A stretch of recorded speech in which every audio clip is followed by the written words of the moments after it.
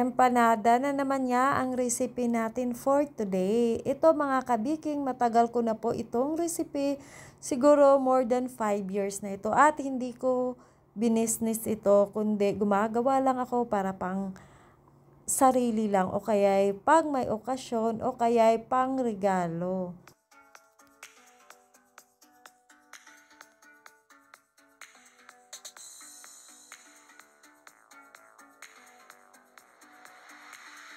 Dito pala sa ating mixing bowl, naglagay lang ako ng 5 cups ng flour or kaya'y cake flour, all-purpose flour. Mamili lang kayo sa dalawa niyan.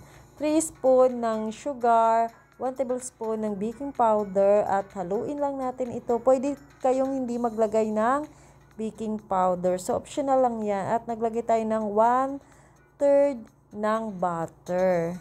Tapos, haluin lang natin ito ng maigi at ilagay ang 1/3 ng cold water. Kung pwede, lagyan nyo ng ice yung tubig nyo. At masahin nyo lang ito hanggang sa magiging dough.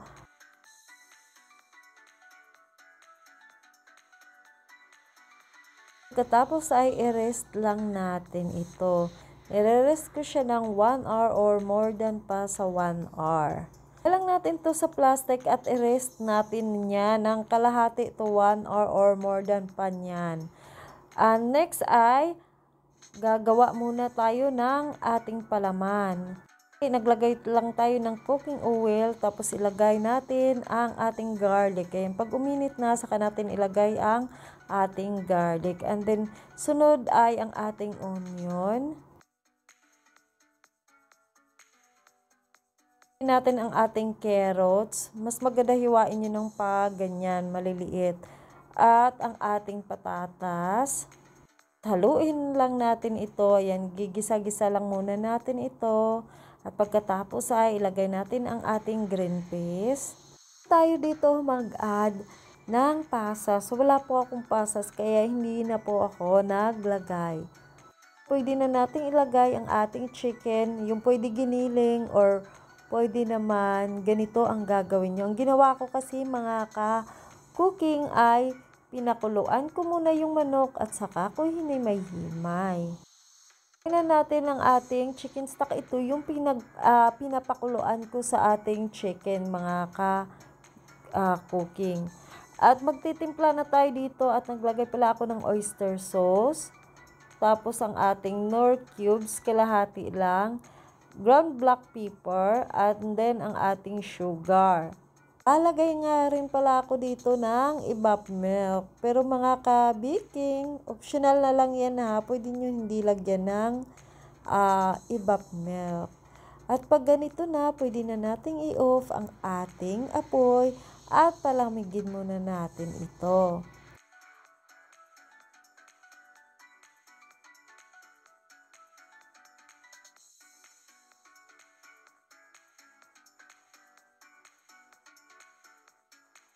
Ang ating dough, ang gagawin natin nito ay kailangan lang natin to mamasahin. Masahin natin to mga ka-baking. Tapos naglagay lang tayo dito ng kunting harina na parami yata pero okay lang yan. At ilagay na natin ang ating dough at masahin natin ito 5 minutes to 6 minutes. So pagkatapos na nga ay pwede na natin tong hiwain. Pero itong paghiwa ko nito mga ka-baking, iba-iba po yung size nito. Okay lang naman yan dahil naman ito'y pang sarili lang namin yan. Pero kung ibibusiness mo siya, mas maigi kung gumamit kayo ng timbangan para pantay-pantay yung sukat at laki.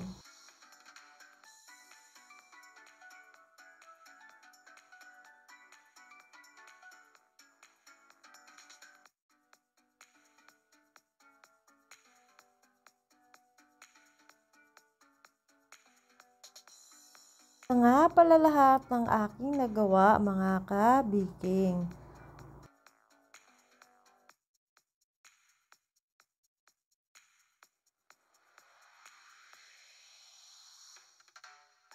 Kuha lang tayo dito ng kunti, huwag nating damihan para hindi kayo mahirapan magsara.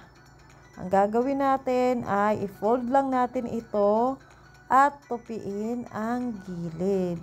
Make sure lang mga ka-cooking at mga ka-baking ay naayos nyo pag tupi ang gilid para kung i-bake nyo siya ay hindi siya bumuka. Pwede nyo rin naman itong prituhin. Kung wala kayong oven, pwede nyo naman itong prituhin.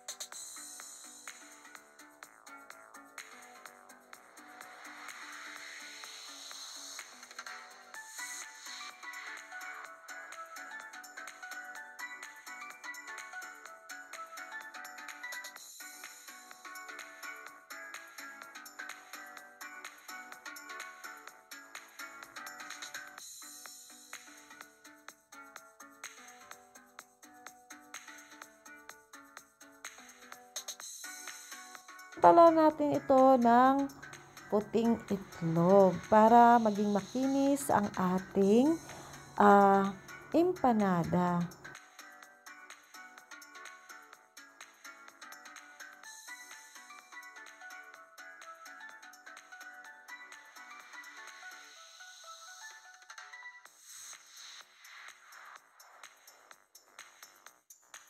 Natin ito ng 25 minutes to 30 and 180 degree.